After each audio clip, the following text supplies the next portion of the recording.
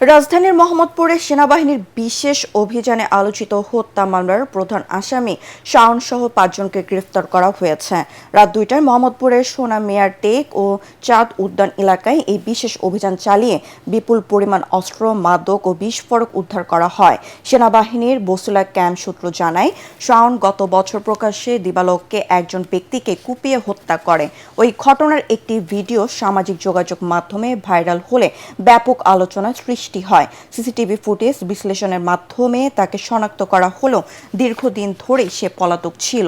রাত ২টার দিকে গোপন সংবাদের ভিত্তিতে সেনাবাহিনীর একটি অপারেশন দল দ্রুত ঘটনাস্থলে পৌঁছে শাওনকে গ্রেফতার করে।